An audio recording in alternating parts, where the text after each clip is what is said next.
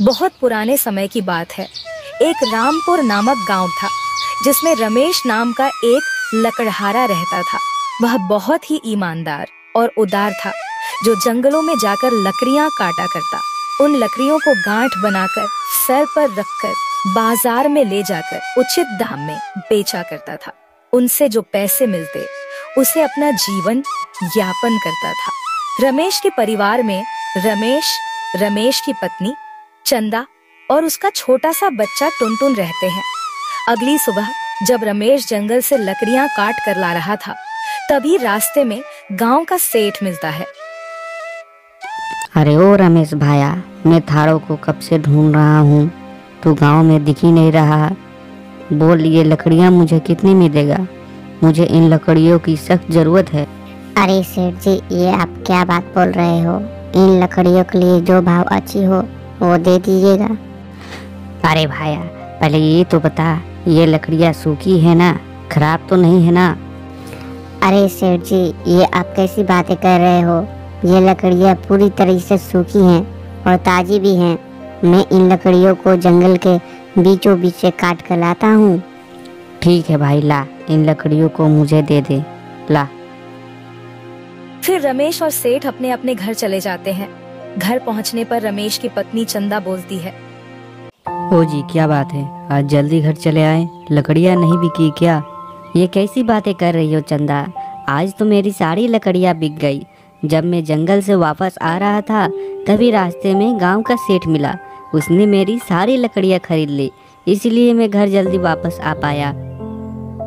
यह दिन रमेश और रमेश के परिवार के लिए बहुत ही अच्छा था। इस दिन रमेश की सारी लकड़ियाँ बिक गई थी, इसलिए आज बहुत ही अच्छे अच्छे पकवानों का आनंद लिया और अपने दिनचर्या का काम किया। फिर रात में सुकून की नींद पूरी की। अगली सुबह रमेश बहुत ही खुशी मन से जंगल की तरफ चला जाता है। जंगल जाने पर वह देखता है कि एक भी पेड़ देखने को नहीं है। अब वह क्या करे? वह चलते चलते जंगल के अंदर की तरफ चला जाता है। जंगल के अंदर जाने पर उसे एक बहुत ही पुराना सूखा पेड़ दिखा।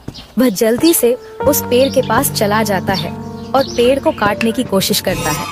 तभी पेड़ अचानक चमकने लगता है और पेड़ के अंदर से बहुत ही भयानक ब्रह्म राक्षस बाहर आता है। बाहर आते ही बहुत जोरों से हंसने लगता है और बोलता है, कई सालों बाद आज फिर कोई मरने के लिए चला आया है। आता तो अपनी मर्जी से है, मगर जाता मेरी मर्जी से है। फिर रमेश डरते हुए सोचता है, यह क्या मुसीबत गले पड़ गई है? अब मैं यहाँ से बाहर कैसे जाऊंगा? यह बात रमेश सोच ही रहा था, तभी ब्रह्म राक्षस बोलता है, अगर तुम यहाँ से वापस जाना चाहते हो तो मेरे पहेली का जवाब दो। अगर तुमने मेरे पहेली का सही सही उत्तर दे दिया तो मैं तुम्हें गड़े हुए खजाने का रहस्य बताऊंगा और यहाँ से जाने दूंगा। अगर तुमने गलत जवाब दिया तो उसी समय मार डालूंगा। तुम्हारे पास बचने का दूसरा रास्ता नहीं है। रमेश ब्रह्म राक्षस से बिल्कुल नहीं डरता।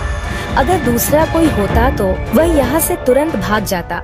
रमेश ने निडर होकर बोला, ब्रह्म राक्षस जी, आप अपना प्रश्न पूछिए। तभी ब्रह्म राक्षस ने अपना सवाल पूछा, तो बताओ, बुढ़ा हो या बच्चा, मैं सबके साथ साथ चलता हूँ और बच्चों के साथ खेलता हूँ, मगर नजर नहीं आता।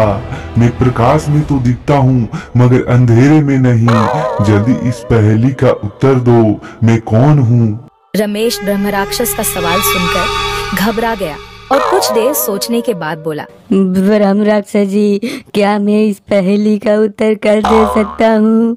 आज तुम जिंदा बचोगे तभी ना।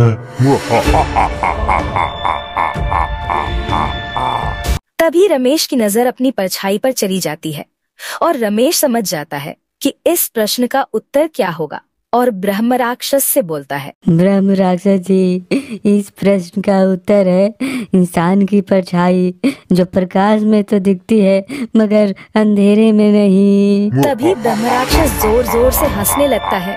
रमेश घबरा जाता है कि मैंने गलत उत्तर तो नहीं दे दिया। तभी ब्रह्म राक्षस बोलता है, तुम घबराओ नहीं, तुम्हारा उत्तर बिल्कुल सही है। अब तुम यहाँ से जा सकते हो। जब तुम यहाँ से जाओगे तो तुम्हें रास्ते में बहुत ही विशाल बरगद का पेड़ मिलेगा। उसके नीचे जब तुम गड्ढा करोगे तब तुम्हें तुम्हारा धन मिल जाएगा। धन का पता बताकर ब्रह्म राक्षस गायब हो जाता है और रमेश घर की तरफ चला जाता है। और रमेश घर से कुदाल लाकर वृक्ष के नीचे गड्ढा करने लगता है। तभी गड्ढे में से संदूक बाहर आता है। संदूक को देखकर रमेश बहुत खुश हो जाता है और संदूक को खोलकर देखा है। उसमें सोने के सिक्के भरे होते हैं। संदूक को लेकर रमेश अपने घर चला जाता है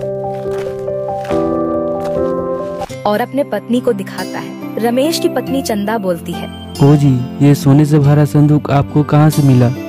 तभी रमेश ने अपनी सारी घटना अपनी पत्नी को बताया कि कैसे ब्रह्मराक्षस ने धन का पता बताया।